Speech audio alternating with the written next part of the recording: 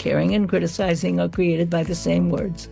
No matter how convinced you are that you are caring, this is parents, if you're giving advice or suggestion, it's criticism on some level. And from the point of view of the adult child, yeah, you're feeling criticized, but it's caring. When they say, no one's going to tell you because they don't love you as much as I do, there's a level of truth to that. Hey everyone, welcome to Bite Your Tongue, the podcast. Join me, your host, Denise Gorant, as we explore the ins and outs of building healthy relationships with our adult children. Together, we'll speak with experts, share heartfelt stories, and get timely advice, addressing topics that matter most to you. Get ready to dive deep and learn to build and nurture deep connections with our adult children. And of course, when to bite our tongues. So let's get started. Hello, everyone, and welcome back to Bite Your Tongue. Today's going to be one great episode. I'm so excited. We're welcoming Dr. Deborah Tannen. She's a distinguished professor of linguistics at Georgetown University and one of the world's leading experts on how everyday talk shapes our closest relationships. We are so fortunate to have her with us today. Her groundbreaking bestseller, You Just Don't Understand, changed the way the world thinks about communication between men and women. Since then, she's written a series of books that dive into family talk, including I Only Say That Because I Love You, which features the much-discussed chapter, I'm Still Your Mother. And You're Wearing That? I think all of us can relate to those titles because they're phrases we've heard or even used ourselves at one time or another. But really, what makes Dr. Tannen's work so special is she doesn't just analyze conversations. She shows us how even the simplest remarks we make every day, carry years of history, emotion, and meaning. And most importantly, she offers tools to help us move past conflict and into deeper connection. So let's dive in. Welcome, Dr. Tannen. We are so glad you're with us today. And I want to say that I especially loved your books and talks, how you gave personal stories and concrete examples. I'm hoping you're going to share some of those today. I definitely think in terms of examples. And I think it helps our listeners. Your career began in linguistics, yet you've become one of the most recognized voices on how language impacts our personal relationships. How did you move towards this whole area of family talk? I'm what you would call a sociolinguist. So from the very start, yes, it's the field of linguistics, but it was how people use language in their everyday lives. And it's kind of hard to separate language from relationships and, what we're trying to do with it. Let me start with how I got into the whole field, which is actually building up the question. Okay, go ahead. For my dissertation, I was interested in the issue of, and I'll talk about this all the time, what I call conversational style. The idea that we're just talking, but we have to make some decision about how loudly or softly, how close or far we're going to stand, how direct or indirect we're going to be, on and on and on, all these decisions. And we think we're just talking. But depending on the culture, which could be part of the country that you grew up in, the ethnic background, personality, we have different conversational styles. If you talk to someone whose style is similar, chances are what you mean and what they hear is going to be relatively similar. And if their styles are different, then chances are they won't. They may misunderstand what you intend, and they will get impressions of you as a person. Okay, so I was going to write a dissertation, and I was recording all my conversations at the time, but I settled on one that was a dinner table conversation. It happened to be Thanksgiving, 6 of us, all single. It was me, my best friend, his brother, his former wife, another friend of his, and a friend of that friend. So I was going to look at each individual's conversational style and see how it affected the conversation. Just by chance, I and my friend and his brother are from New York City, raised in New York City, and New York Jewish background, although it's East European Jewish background. I have written an article about it, calling it New York Jewish conversational style. It's East European. I mean, it's kind of New York and it's Eastern European. And then the other 2 were from California, and then one was from British. Well, it turned out I couldn't say anything about the conversational styles other than the 3 New Yorkers. The others had a hard time getting the floor. Now, it wasn't that they never talked. If they might get the floor at some point and tell a very long story, but they couldn't be part of the give and take. So I ended up writing about that. It's kind of emblematic of the point about conversational style that I developed in all my books afterwards. Just take the issue of getting the floor. We all know conversation is a matter of you take a turn, I take a turn. How do you know when the other person's turn is done and your turn is up? Or how do you know whether they're stopping because they're giving up, they're handing over the floor, or they're just catching their breath? This is something that I do illustrate with my two fingers up, but I think you can imagine what I'm saying without seeing the two fingers up. If one person is expecting a slightly shorter pause than the other, the shorter pause comes first. And so you get the impression the other person's done or they're not saying anything. You don't want there to be an uncomfortable silence, so you fill it. And you do it again and you do it again. And actually, with the style that I ended up calling high involvement, and I can explain that too later, you might not actually wait for silence. People kind of run down. I'm an interrupter. Well, this is one of my major points. So I'm glad you gave me the opportunity to say it right up front. The impression is interruption, but it's not the intention. In co-stylistic speech, in other words, among ourselves, nobody felt they had to stop just because someone else started. You trust the other person.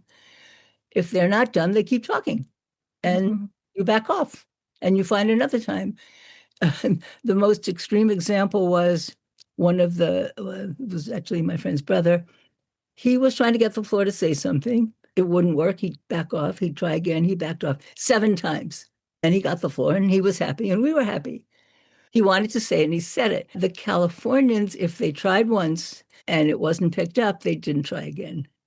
So it's an economy. You're trusting the other person to find their way in versus you trust other people to let you in. Okay. Let's start with the book you don't understand, because the one chapter about mothers and daughters really stood out. So take us from there to then your 2 books on the relationship and family. Okay? Yeah, sure. So in the book You Just Don't Understand, which is about women and men, Right. which was actually my 10th book. Okay. That's second for general readers. Well, and that also became a New York Times bestseller. That was the huge one. That was when your sister said you deserve a little bit of attention, or your 15 minutes of fame, right? That's sisters for you. Yep. Yep.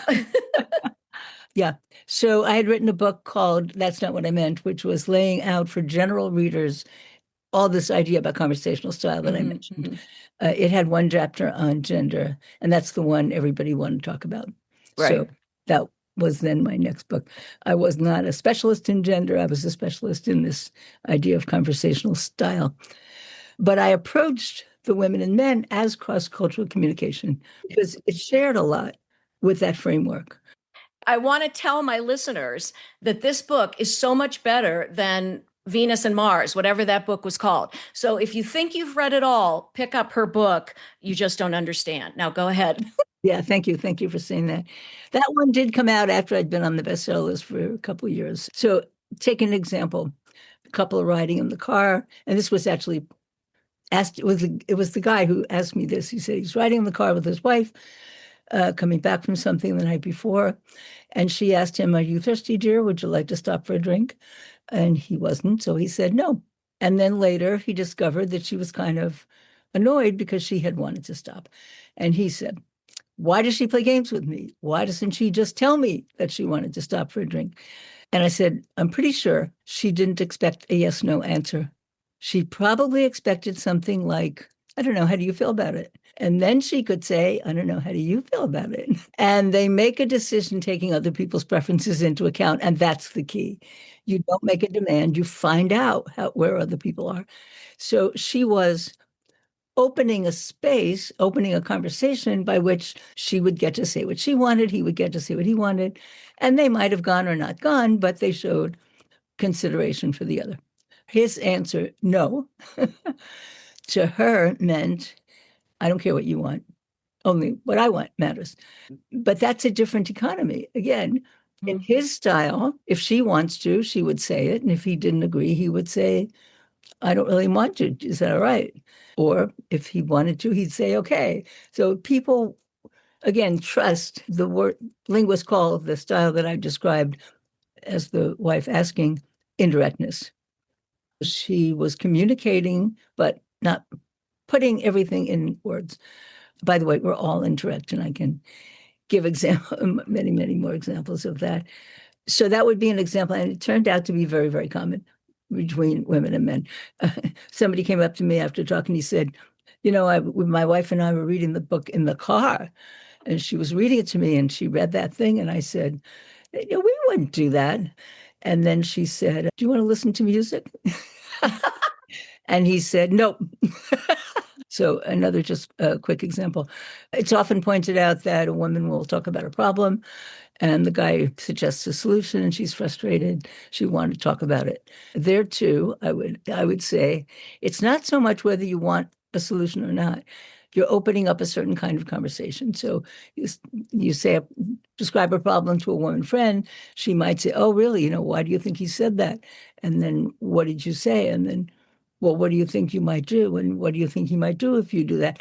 You do end up getting to a solution, but you have a conversation about it. Yeah. And that shows your interest. It shows that you care. I could talk for an hour about husband and wives, but that's a whole nother conversation. So I want to get into what my listeners want. Maybe someday, if you're open, we do another one on men and women. I would love to, because it's so great. But in one of your talks, you shared that you spoke with many mothers and daughters. And when you spoke with ones that said, we don't have any conflict, I think the mother said, I bite my tongue. And the daughter said, my mother just isn't judgmental. So since the podcast is called Bite Your Tongue, you can imagine it struck a chord with me. But here's the question that I raise. How do you be authentic with your adult children? You talk about what shows caring, what shows criticism. What are techniques to be authentic, but not feel like you're criticizing, not biting your tongue all the time? Right. And I will start with that was the exception. Right. Yeah. Yeah. That's Exception. what you said. Very much an exception. The most common complaint I heard from adult children about their mothers, she's critical. Right. The most common complaint I heard from mothers of adult daughters, I can't open my mouth. She takes everything as criticism. And maybe this is a bit of linguistics. We're inclined to think words can only mean one thing. So I know you've been critical. So you say you're not. You're being disingenuous. I know I'm just wanted to help you. You're telling me I'm criticizing. Why are you so sensitive? What's the matter with you? They're both are true. They're both true. And you have to hold in your mind, if you offer advice or suggestion for improvement, there is implied criticism. Doing something wrong, you wouldn't need the advice. I like to tell this example was my mother. Okay. I was visiting. They were retired. They were older, visiting. And my mother said, do you like your hair that long? And I laughed. And she said, why? And I said, well, it was when I was writing the book.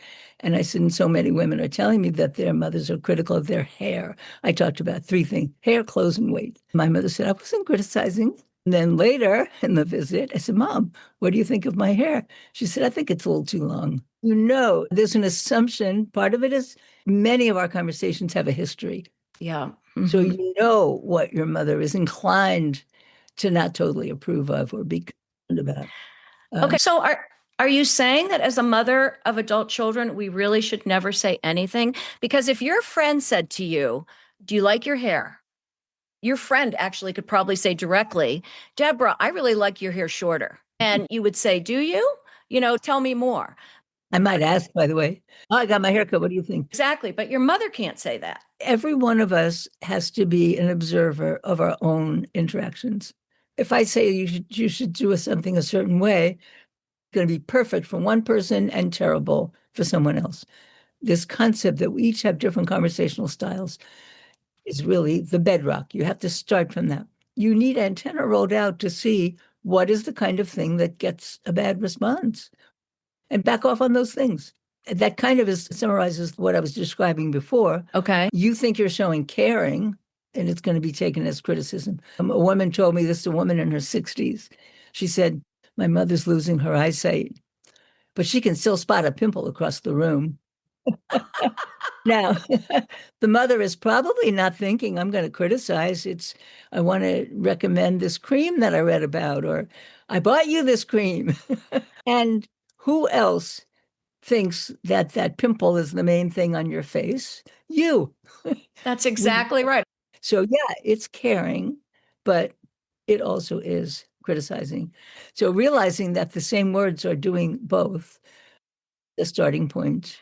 Another story you said that I just loved, and it just reminded me, I think your parents were in their 90s, your mother was very sick, but your mother said I something. think the one this wasn't me. If this was it, somebody told me that her mother was in the hospital. She was so concerned. She got a call. She jumped on an airplane, comes into the hospital room, bends down to kiss her mother, and her mother says, "When's the last time you did your roots?" Oh, And she loved it. She loved it because it meant my mother's okay. Well, and I think this is quite what you said, but it's really caring. Yes, but it's also really criticism. We have to keep in our minds that it's both. And this idea that to be authentic is to say it. There's lots of things we don't say. It's nothing inauthentic about not saying lots of things that we think. There's a term we use, meta communication. yeah, let's Talking talk about these meta messages. Absolutely. Have a conversation. This is what I think is going on. I think I'm showing caring. Now I realize That I'm that it can actually come across as criticizing, right? criticism, Mm-hmm. but the other side too. I love this one. A woman told me, "Thank you so much." This was having read my book. Thank you so much for that book. She said, "I visited my mother, and for the first time, we didn't argue." And I said, "That's so wonderful. Can you explain what was different?" She said, "Well, here's an example. While I was visiting her, I went shopping and I bought two pairs of socks, one black, one navy. The next day, I was wearing one of the pairs of socks, and my mother said, 'Are you sure you're not wearing one of each color?' And she said, 'In the past, I would have blown up. Mom, I have a master's degree, and you don't think I can match my socks.' But she stopped for a second and she thought, who else is going to care about the color of my socks?" Mm-hmm. So much of And that is yeah. so true. And that was the connection I was going to make way, way back. That to ask questions about what's going on and what did you eat for dinner and who did you meet and how did you like it, and it shows all of that shows caring. And there's I think a woman who said about her mother, "Who else can I tell I got a good deal on toilet paper?" Right. Caring about the details of your life, and that is more tends to be more women than men. I mean, that's the kind of thing that I'm one of three sisters, and my father would, "What do all you girls find to talk about?" Why do you think sons don't have this situation as much with their parents or their mother? Well, one thing is, I said hair, clothes, and weight. Right, It's right, right. appearance. It's appearance. And women's appearance is much more scrutinized in our culture. And we have a lot more options that we have to choose from. Styles change. I often do this when I'm giving talks. Look around the room. I'll say, and the largest group I ever did this with was 2000 in the Kennedy Center Concert Hall. Okay. Look around. Do you see any two women with the same hairstyle? No, no. There's bangs, no bangs, short, colored, what color? You could endless, endless, endless. And yeah, there could be a guy with something unusual, a ponytail or spiky stuff sticking up. But most men make the choice of just, this is a term we use in linguistics, it's unmarked. It doesn't get any attention, just neutral. We don't have a neutral. So that's two reasons right there. More attention on our appearance, and we have to choose from such a range of styles that any choice we make, somebody's going to think we didn't make the right choice. I think that's true. I think it must have to do something with personality too, because I know my son, I could say, "Why are you wearing pants like that?" And he would have no reaction to it. I don't know. These are in style now. Or, I'm trying to get them a little shorter, blah, blah, blah. He, for some reason, doesn't take it as a criticism. He takes it as caring. Well, how much attention has he had to pay to his clothes? None. And Zilch. how Yeah. much is he going to be judged as a person Mm-hmm. Mm-hmm. based on his choices? Interesting. I'm going to make one Go more ahead. point about what's different. So much of what women do together is talk. The place of talk in a relationship, and nothing is true of all women and men have to say that as many times as, we can say it. But the tendency is for girls and women to spend more time sitting and talking. We do troubles talk, talking about things that are bothering us, talk about personal things. It's more sensitive. And we're talking more, so we have more opportunity to say the wrong thing. For most boys and men, they can be very good friends, but they won't talk as much. It's doing things together. It's being together. He plays tennis with the guy and she gets together with the wife. And this, I can't tell you how many people this similar thing has happened to. And she says, gee, isn't that terrible that they're getting divorced? And he says, they are? I didn't know that. Oh, this is so true. This is so true. Then he mentioned, no, we're not talking about our marriage. We're playing tennis. Talk about that a lot with my friends.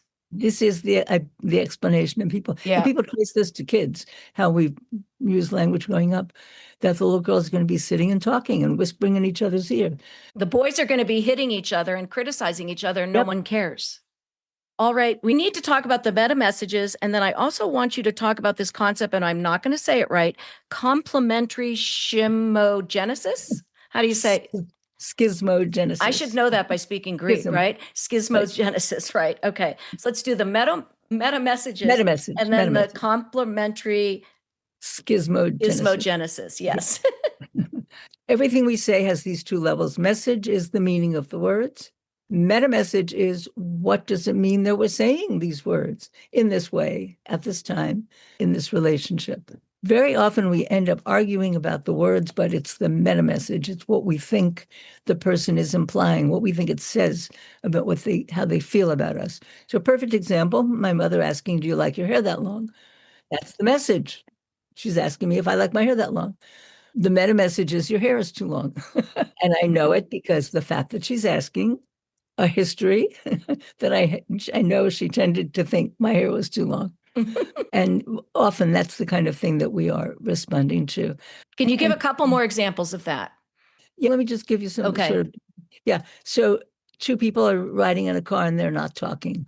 What's the meta message of that silence? Is it, you're mad at me and that's why you're not talking?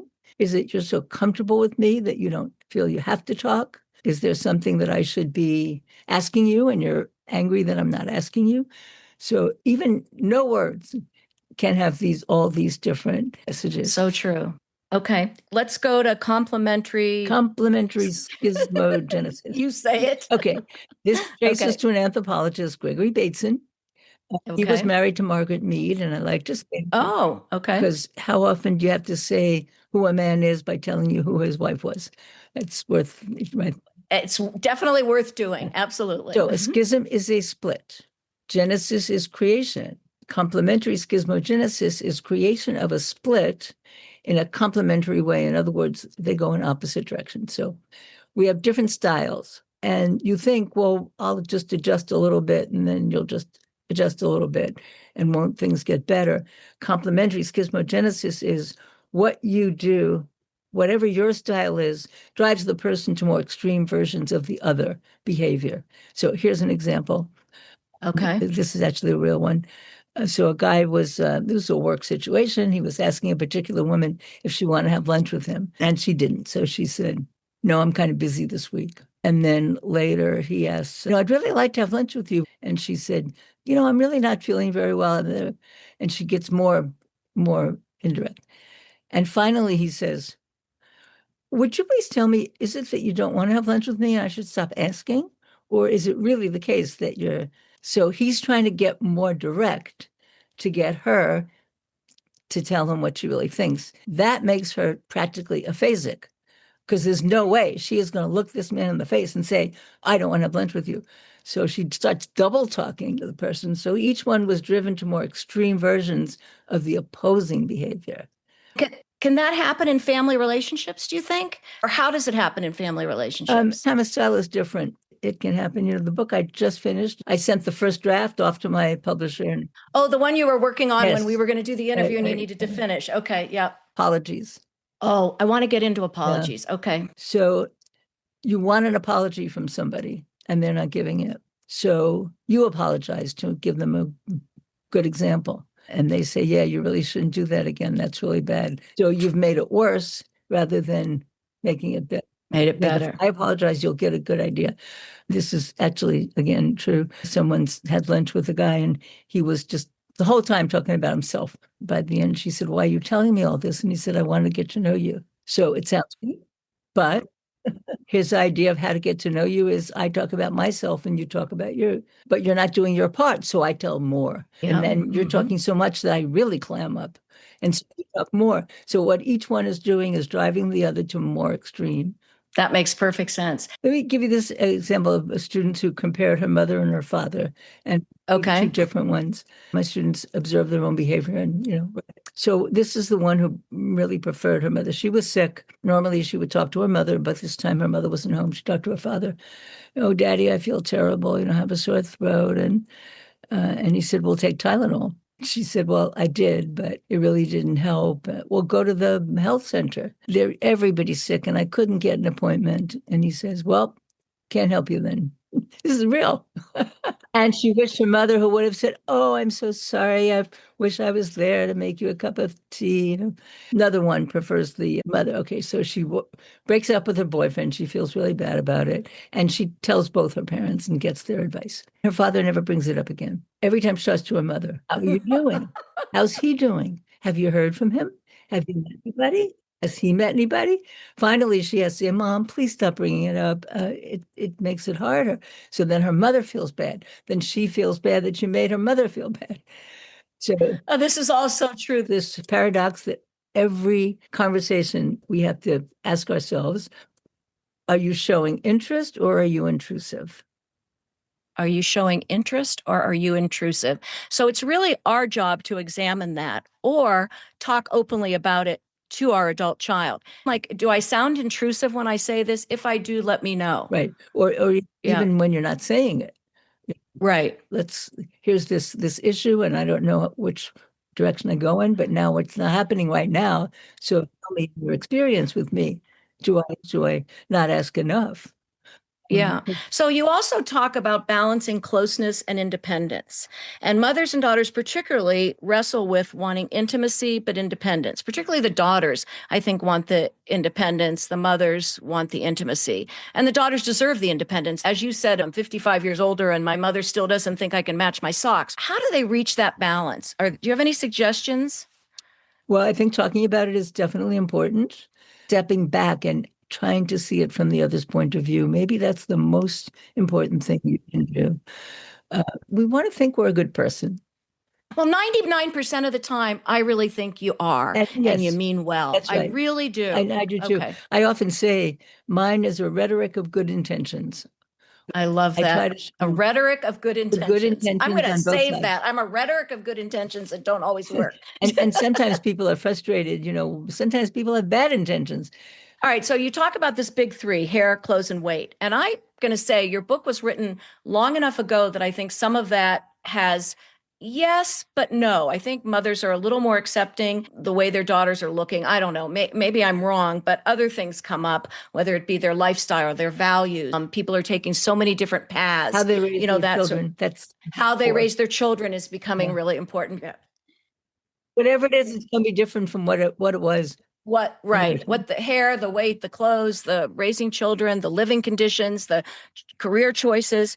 Do you think social media has intensified this and made mothers, probably because they're more engaged in social media than the fathers, like, oh, my child will never be like Sally on, whatever. Do you think there's some harm in social media with these relationships? Well, social media brings both harm and good on every level. Everything good is part harm. When I talk to mothers, daughters, as well as sisters, women's relationships in general, friends, when they are hurt, when mothers were hurt, more often than not, it was not being included in something and not being invited to something.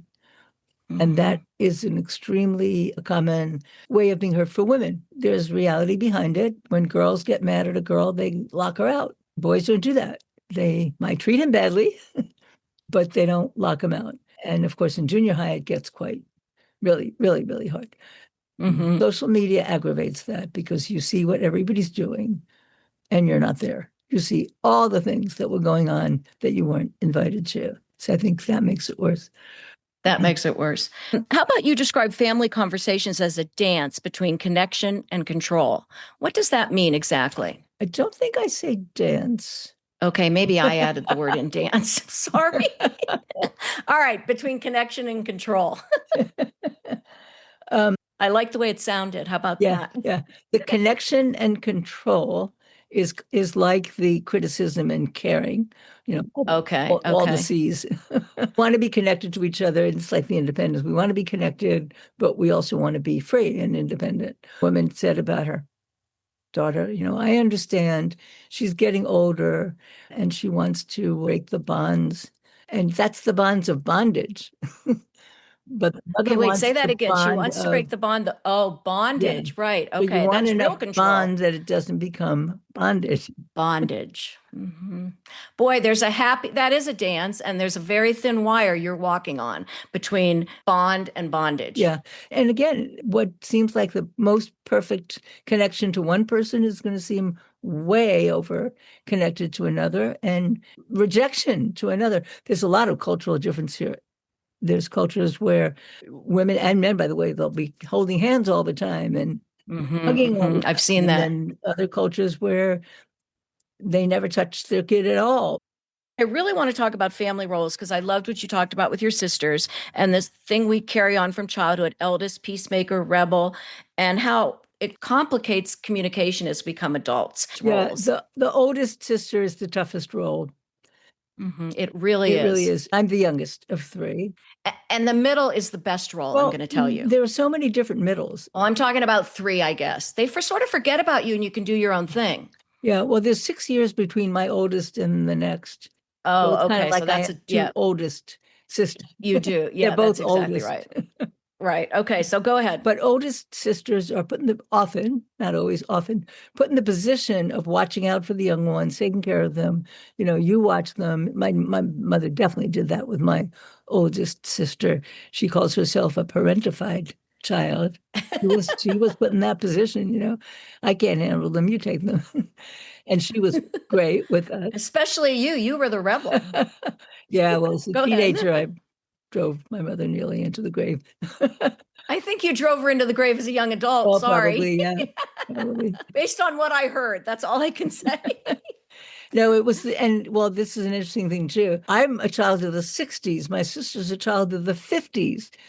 Oh, that's Totally a different. big difference. Totally Yeah. different. Yeah. We're born into the same family, but it's a different family when each of us is born. Economic situation is different. What they're going through in their lives is different. And how does that translate into adulthood? Well, I want to say one thing about the old. Okay, one thing sorry. about the oldest, and this is a quote from Louisa May Alcott, I'm told.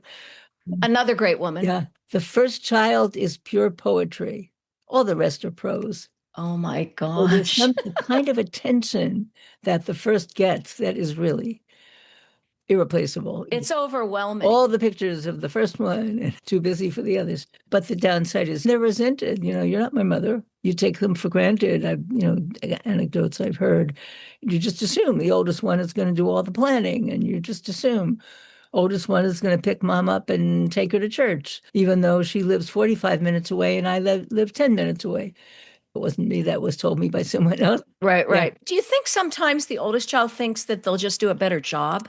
Absolutely. Like sometimes I think it's my problem of thinking, let me take care of it because I'm better at it. And a feeling that it's your job. I mean, you don't even think about it. Something has to be done. I should do it. I describe a lot about finding myself with my two sisters, and I become helpless. So let's talk about the power of apology, the focus, the impact, the intent. Well, yeah, that there's a lot of different ways to consider apologies. Many apologies don't have words at all. Let me start with the frustration that often women feel that apologies are very important and are more likely to apologize than men. Again, not everybody across the board, but tendency.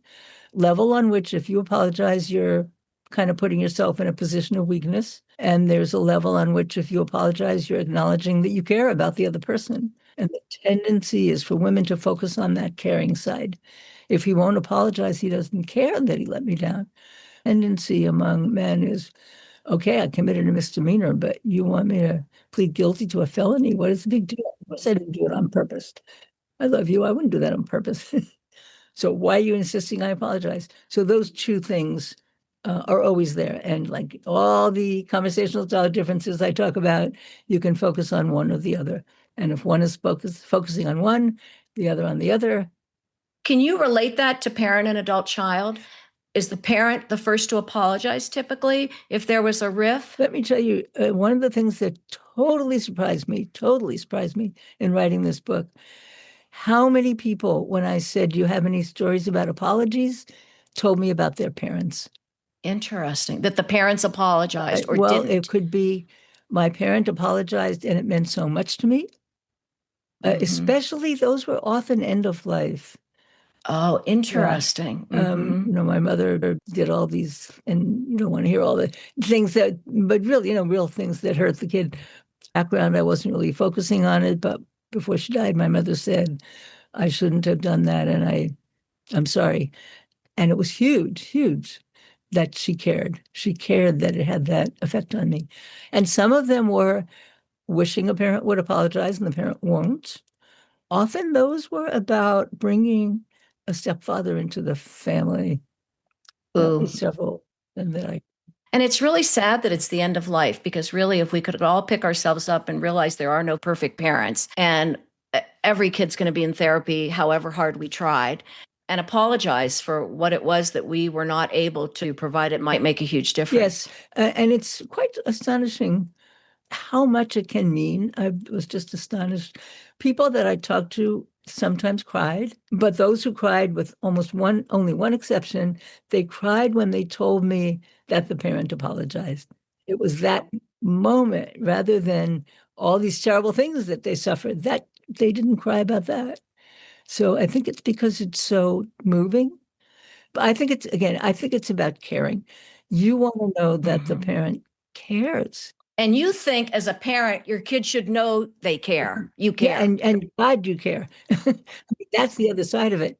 From parents I talked about, again, thinking of that book I wrote about mothers and daughters, so many women told me the worst thing would be to think they weren't a good mother. The one woman who had a career as a journalist, she said, people could criticize my journalism, but if somebody implied I wasn't a good mother, I'd fall apart. So in a way, apologizing is admitting that you weren't a good mother in that way. And one woman told me how much it meant to her when her mother apologized. And what she said was, and she was assuring her mother that she was a good mother. And I think that's what made it possible for her mother to say, yeah, I did that bad thing, but I still was a good mother. And I find, and I don't know whether this is true, but in day-to-day relationships, particularly with my spouse, if he gets angry with me about something or points something out, I loved your thing about pulling the recycle out of the garbage. I mean, I want to tell you how many times it's recyclable. If you just say, I'm sorry, everything goes away. Yep.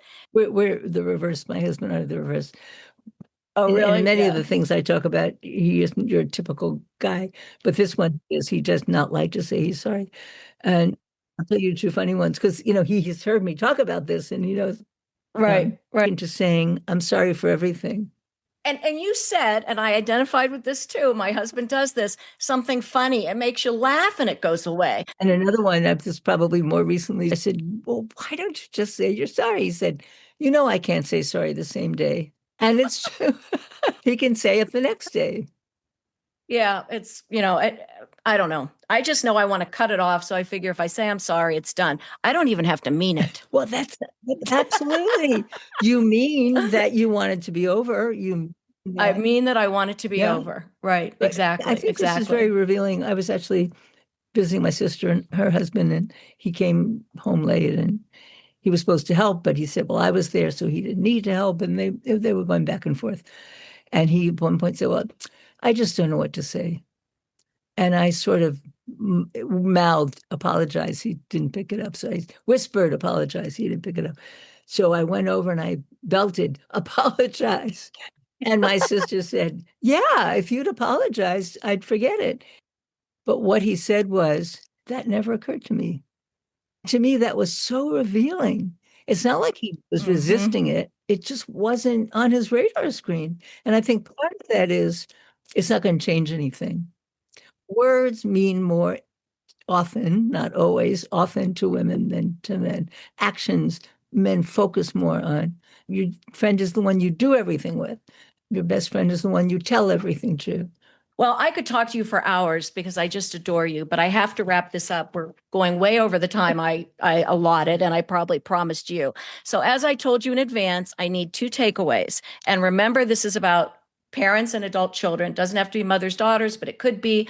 What are 2 things you hope people take away from this conversation? Well, maybe the biggest one is that's the big takeaway. And maybe one other that we didn't talk about, but is still important. Okay. If something is irritating you, just stop for a second and ask, could that person be responding to something you said or did? We tend to think of ourselves as the prime mover, and the other person as a prime mover. So you did this. Yeah, but maybe you did it because of something I did or said. I think that's 100% true. And I think many of us don't stop to think that. I always say to people, it takes 2 to tango. Yeah. Actually, I said we think of ourselves as reacting and the other person as the prime mover. Right. Very good. Well, thank you so much. I appreciate this time. I really look forward to your book on apology. When do you think that's going to come out? Well, I haven't yet gotten the comments from my editor, so... Oh, okay. So we have a while. Yeah, we'll have to see how long it takes me to make whatever changes. Well, thank you again so much. It's been a pleasure. Great. Well, that's a wrap. This conversation with Dr. Tannen was such a gift. She's certainly an academic, and you can hear it in everything she says. She showed us how our care towards our adult children can also sound like criticism to them. It really seems like talking to them about this and sharing this episode maybe can help us both get on the same path. You know, just a little thing like you're wearing that, or I like the way your dress looks, they can take as criticism. But she's given us hope that becoming more aware of these messages and listening differently and looking at ourselves will go more towards connection instead of conflicts. I thank her so much for joining us, and I know our listeners will carry these ideas into their own families with their adult children and hopefully find a little more understanding and maybe even a little more peace in the process. So thanks, listeners, for listening. Thank you, Connie Gorant-Fisher, our audio engineer, for making this sound better than we did it when we recorded it. We'll look forward to reading Dr. Tannen's book on apology. And please log on to our website, biteyourtonguepodcast.com, or email us at biteyourtonguepodcast@gmail.com.